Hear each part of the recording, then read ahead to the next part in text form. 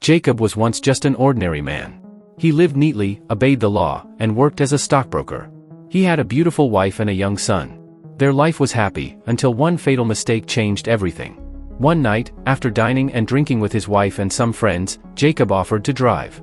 The trip began with laughter and jokes, but in a moment of carelessness the car he drove got into a severe accident. The crash claimed the life of one of his closest friends who was sitting in the back seat. Baby, no! Oh my God! Oh my God! The case went to court. His lawyer explained that Jacob could face 4 years in prison for driving under the influence that caused death, plus another 3 years for causing serious injuries to others.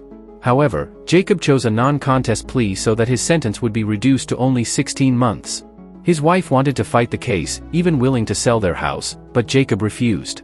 For him, he was guilty, and serving time was the only form of responsibility. That decision officially sent him to prison.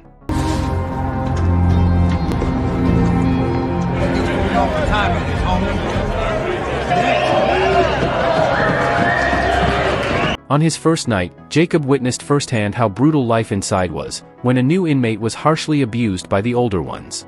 He immediately realized that if he wanted to survive, he had to adapt quickly. During the yard break, another inmate tried to intimidate him. Let's check yourself, Peckerwood! Instead of backing down, Jacob fought back and beat the man.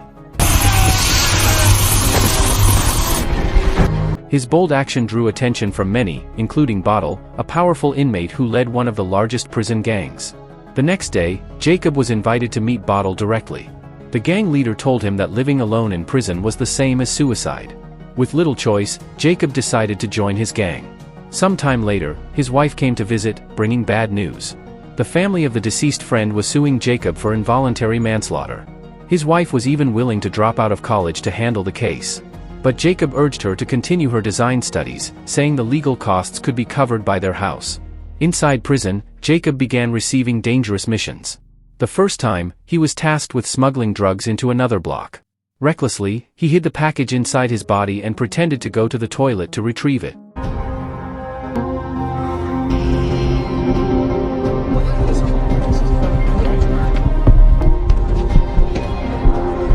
The mission succeeded, and his courage impressed Bottle even more. Soon after, Jacob was ordered to carry out something more ruthless, to kill an inmate labeled a traitor. Reluctantly, he joined the brutal attack until the man was dead. From that moment, Jacob was officially recognized as part of the gang's inner circle.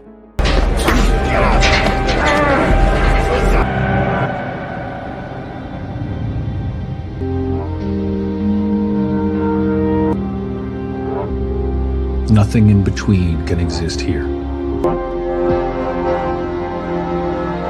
Not long after, plans of a major riot began circulating.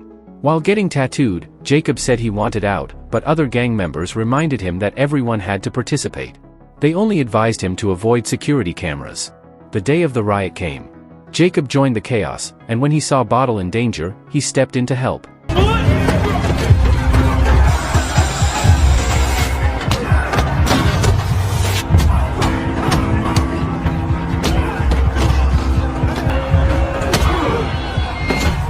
Come on!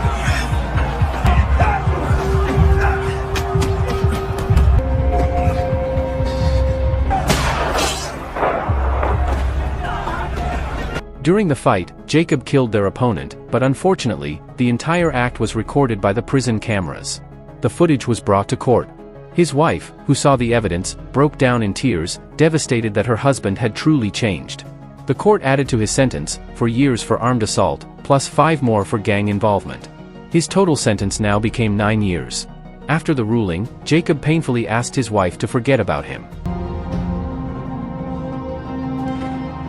Jacob was then transferred to a higher security prison, where dangerous criminals were held. His life became more restricted, but this drew the attention of Beast, the most powerful gang leader there.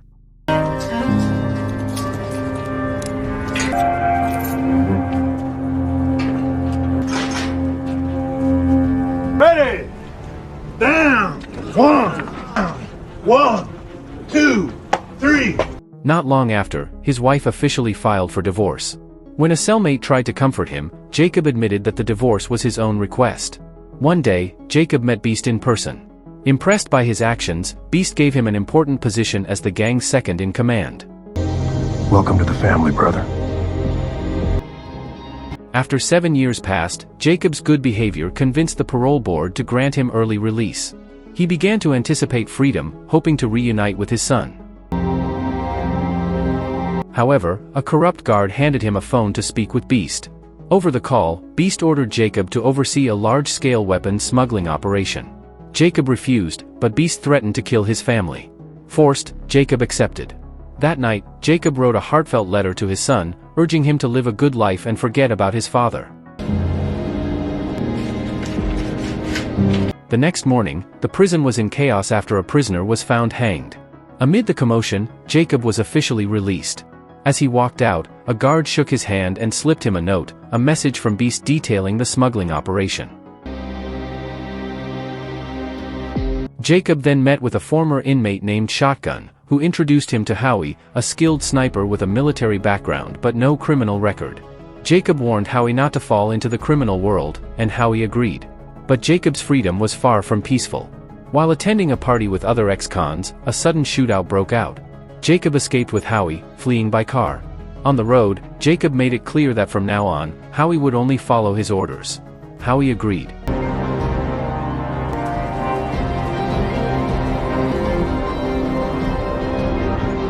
Unbeknownst to Jacob, a parole officer named Kutcher had already placed his name on the case board. Kutcher received intel that Jacob would lead the illegal arms operation, so he planned to monitor him closely to expose the underground network. The next day, Jacob and Howie met again to finalize the smuggling details with other ex-inmates. They stressed that the operation must succeed, as failure would doom them all. During breakfast at a restaurant, Howie finally revealed that he had discovered a warehouse containing 2,000 weapons during a military mission against the Taliban.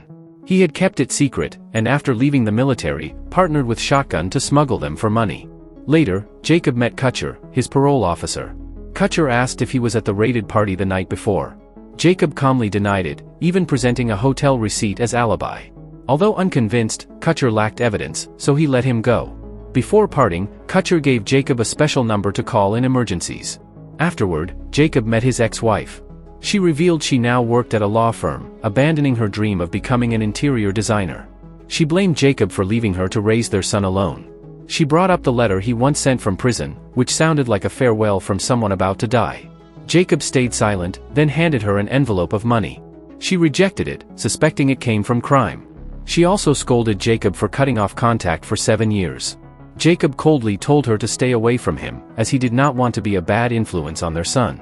Before parting, he said this would be their last meeting. That night, Jacob went to a bar to meet everyone involved in the smuggling plan. After discussing the details, he asked Shotgun if everything was secure. Shotgun confidently said the police would not interfere. Though Jacob suspected Shotgun had tipped off the police about the previous party, he kept quiet. After the meeting, Jacob secretly followed him and saw Shotgun meeting with police. It turned out Shotgun had been an informant for Kutcher all along. Hearing about the smuggling plan, Kutcher ordered Shotgun to wear a wire and tracking device during the operation. Shotgun refused, fearing for his life. Kutcher insisted, threatening to arrest him if the signal disappeared. For his girlfriend's safety, Shotgun reluctantly agreed to carry only a phone tracker. Police accepted the compromise, while Jacob watched from afar, calculating. The next morning, Jacob's ex-wife visited, telling him she had cashed the check he gave. As they spoke, their son stepped out of the car to see him. The mother backed away, letting them talk. The boy begged his father to return to their lives and leave crime behind. Jacob firmly refused, saying things could never be the same. He shut the door in his son's face. Unseen by them, a parole officer was watching from a distance.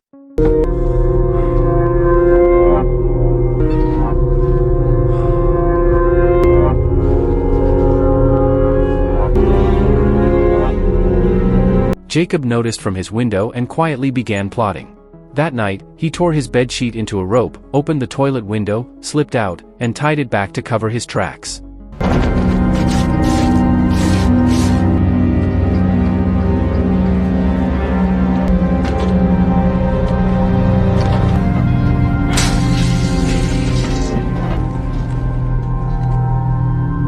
He then took a cab to Howie's place, asking him to rent a clean, untraceable car.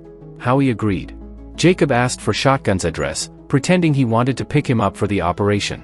Unsuspecting, Howie gave it. During the talk, Howie admitted he never wanted gang life, he only wanted money from selling the weapons he found. Meanwhile, Kutcher and his team prepared to tail the gang during the arms deal, having learned that Jacob would lead. The next day, Jacob bought a dagger and other sharp weapons, then drove to Shotgun's house. As Shotgun waited for police instructions, a knock came at the door. He drew his gun, but Jacob called his name from outside. Shotgun lowered his guard and opened the door. Jacob immediately stabbed him repeatedly until he died.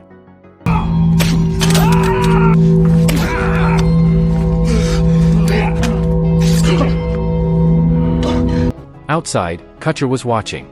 Jacob knew this, so he sent the smuggling coordinates to Shotgun's phone and left it in plain sight. Soon, Kutcher grew suspicious when Shotgun did not come out. Peeking inside, he saw blood on the floor, entered, and found Shotgun dead. He quickly called his team to check Jacob's place, only to discover Jacob had escaped through the toilet window. Checking Shotgun's phone, Kutcher found the coordinates of the weapons deal. Not realizing Jacob had sent it, Kutcher decided to monitor the location.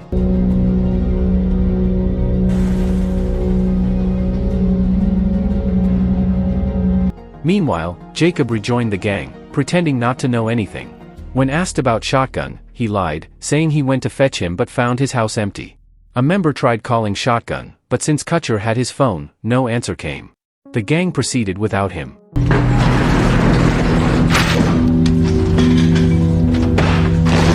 Jacob inspected the shipment and found it came from Russia, making it hard for police to trace. After securing the weapons, they began transporting them to the buyers. On the other side, Kutcher alerted SWAT, but with Shotgun dead, tracking the gang was harder. As Howie drove a bus full of weapons, Jacob asked the time. Upon hearing the answer, he turned on his phone. Police immediately picked up his signal, giving them the exact coordinates. SWAT mobilized for the raid. On the road, Jacob ordered the bus to stop, telling the others to continue delivering the weapons. After they left, Jacob told Howie to take another route.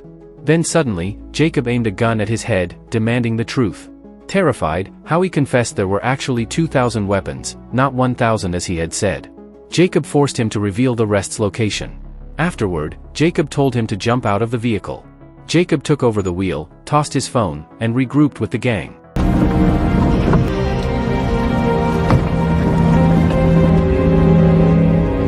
They reached the meeting point with the buyers, who handed over $1 million for the weapons.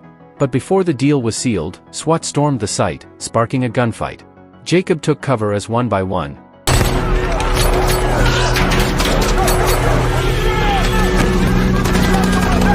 Gang members were taken down and arrested. From a distance, Howie watched, then fled once Jacob was captured. Days later, Kutcher and other officers visited Jacob in prison. They offered him a deal: his life sentence would be reduced if he gave up Beast and his organization. Jacob refused. Kutcher sweetened the offer, even promising freedom and money if he agreed. But Jacob said life outside would be more dangerous because he had betrayed the organization. Realizing his resolve, Kutcher gave up. Jacob was officially sentenced to life in prison. Upon entering his new cell, he sat on the toilet, reached into his body, and pulled out something he had hidden. The next day, as Jacob paced his cell anxiously, a guard came to escort him to an outdoor cage. Beast, already aware of his betrayal, glared at him furiously. Once locked inside, Beast demanded answers, but Jacob stayed silent. Enraged, Beast threatened to have his men kill Jacob's wife and son. Hearing this, Jacob grew tense. When the guard returned to release him, Jacob suddenly pulled out a hidden key and freed himself. The item he had smuggled was a handcuff key and a small razor blade. He subdued the guard, forced him to drop the radio, then shoved him into the cage and turned to Beast. As he opened Beast's cage, it became clear Jacob had rejected the police's offer of freedom just to return and take revenge. Beast lunged, but Jacob slit his throat with the razor. As Beast lay dying, Jacob warned that anyone who touched his family would die.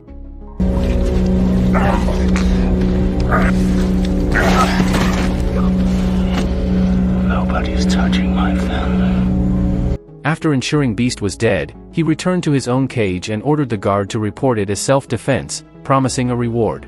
He then openly declared himself the new gang leader. When Kutcher read the report, he was puzzled. Then he suddenly received an anonymous message revealing the location of the remaining weapons. He rushed with officers to raid the site.